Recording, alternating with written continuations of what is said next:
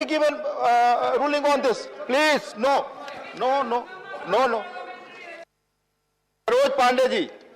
सरोज पांडे जी। धन्यवाद सभापति जी। फर्दर आज मैं जिस विषय को लेकर आपके बीच में जो संविधान संशोधन विधेयक देश के प्रधानमंत्री माननीय नरेंद्र मोदी जी के द्वारा, हमारे मंत्री जी के द्वारा 2 राज्यों को न्याय दिलाने के हेतु कुटुंब न्यायालय संशोधन विधेयक 2022 लाया गया है, मैं इसके समर्थन में खड़ी हुई हूँ। भारत एक ऐसा देश है जो सदियों से अपनी सांस्कृतिक परंपराओं को संरक्षित रखने में विश्वास करता है और हम जब अपनी सांस्कृतिक परंपरा को समृद्ध बनाने के लिए, अक्षुण्ण बनाने के लिए प्रयास करते हैं तो उसमें परिवार एक बहुत बड़ा भागीदारी निभाता है। इस परिवार में जब पीढ़ियों के अंतर होते हैं या पहले जब हमारे यहाँ कुटुंब, ये हमारी एक पुरानी परंपरा रही है, इस पुरानी परंपरा में ही ऐसे बहुत से विवाद जो घरों में होते थे, हमारे बड़े बुजुर्ग, हमारे परिवार और समाज के लोग बैठकर उसका न्याय कर लेते थे, पीढ़ियों तक उस विषय को माना जाता था। ये हमारे भारत की एक अक्षुण्ण और बहुत समृद्धशाली परंपरा रही है। माननीय सभापति जी, मैं कहना चाहती हूँ कि ये विधेयक एक ऐसे समय पर लाया गया और इसके लाने की आवश्यकता क्यों पड़ी? इसको लाने की आवश्यकता इसलिए पड़ी कि जो कुटुंब न्यायालय है, इसके स्थापना के लिए केंद्र के द्वारा अधिसूचना जारी की जाती है और अधिसूचना जारी किया जाना केंद्र सरकार के लिए आवश्यक होता है, लेकिन हिमाचल प्रदेश और नागालैंड में केंद्र के द्वारा ऐसी अधिसूचना जारी नहीं की गई। बिना अधिसूचना के इन न्यायालयों को विधिमान नहीं माना जा सकता, इसलिए इस संशोधन को लाने की आवश्यकता पड़ी है। चूंकि कुटुंब न्यायालय अधिनियम 1984 में पूर्ववर्ती सरकार, जो उस समय की तत्कालिक सरकारें थी, उन सरकारों के द्वारा अधिसूचना जारी नहीं किया गया।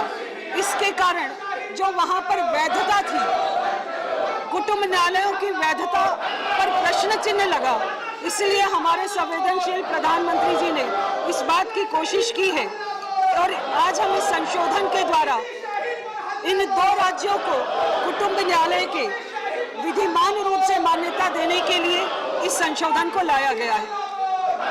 माननीय सभापति जी, मैं कहना चाहती हूँ, हमारे यहाँ पर हम लोग बहुत लंबे समय से परिवार में, और परिवार हमारे लिए वो क्षण होता है अगर कहीं हम परेशान हैं, हमारी परिस्थितियाँ हमारे विपरीत हैं, तो ऐसे समय पर परिवार हमारे लिए संबल बनकर खड़ा होता है। जब परिवार संबल बनकर खड़ा होता है तो व्यक्ति चाहे कितने संताप में हो, वो बाहर निकलता है।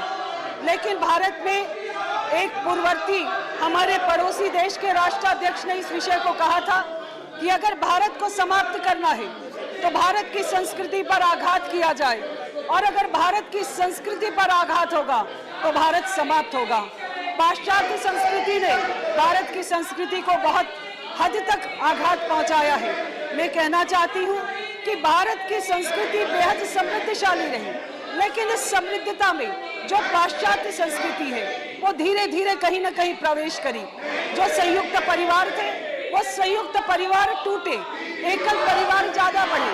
संयुक्त परिवारों में जब हम रहते थे तो हमें बहुत सी ऐसी आवश्यकताएं होती थी और परिवार के सदस्य उसे पूरा करते थे, लेकिन एकल परिवार में रहते हुए बहुत सी ऐसी समस्याएं हुई जिनके कारण आज लोगों को संस्कार नहीं मिल पाते, वो अपने रीति रिवाज से परिचित नहीं हो पाते, और जब रीति रिवाजों से परिचित नहीं होते हैं तो ऐसे समय पर इन परिस्थितियों का निर्माण होता है जो तलाक का विषय है। कभी घर में बेटियां अगर ज्यादा पैदा हुई तो इन विषयों को लेकर भी महिलाओं को प्रताड़ित किया गया। 2 विचार अगर आपस में टकराए तो पति पत्नियों के आपस में विषय बने। ये विचार की टकराहट, पीढ़ियों की सोच का अंतर इस प्रकार का बना कि परिवार टूटने लगे। जब परिवार टूटता है तो एक मानसिक संताप होता है। इस मानसिक संताप से निकलने में परिवार बहुत अहम भूमिका निभाता है। मैं कहना चाहती हूँ कि कुटुंब न्यायालय ज्यादा से ज्यादा हो। अगर फैमिली कोर्ट ज्यादा से ज्यादा होंगे तो आज जो ये कुटुंब न्यायालय में ये विषय जाते हैं जो हम पहले अपने परिवारों में ही निपटा लेते थे, ये संताप लंबे समय तक रहता है तो व्यक्ति कहीं ना कहीं डिप्रेशन में जाता है और अलग प्रकार की संस्कृति अभी इस देश में दिखाई देती है। एक पाश्चात्य संस्कृति का बहुत बड़ा विषय आता है जिसमें सेम सेक्स मैरिज का भी एक विषय हमको लगातार सुनाई पड़ता है। ये भारत की संस्कृति नहीं है। भारत की संस्कृति में हम अपनी संस्कृति को अक्षुण्ण रखने के लिए प्रयास करें। आज 11 लाख से ज्यादा केस कुटुंब न्यायालय के पेंडिंग है। ऐसे 11 लाख से ज्यादा परिवार मानसिक संताप को झेल रहे हैं। 5 करोड़ से ज्यादा केसेस पूरे देश भर में पेंडिंग है। मैं कहना चाहती हूँ कि ज्यादा से ज्यादा अगर कुटुंब न्यायालयों की स्थापना होगी तो निश्चित तौर पर आने वाले समय पे जो ये 11 लाख से ज्यादा परिवार मानसिक संताप झेल रहे हैं, जो हमारी संस्कृति पर आघात कर रहे हैं, उसको कहीं ना कहीं ये संस्कृति बचेगी और अपनी संस्कृति को बचाने के लिए ज्यादा से ज्यादा कुटुंब न्यायालय की स्थापना किया जाए। आज मैं सरकार के द्वारा लाए हुए इस संवेदनशील संशोधन पर आप सरकार को धन्यवाद देते हुए अपनी बात को समाप्त करती हूँ।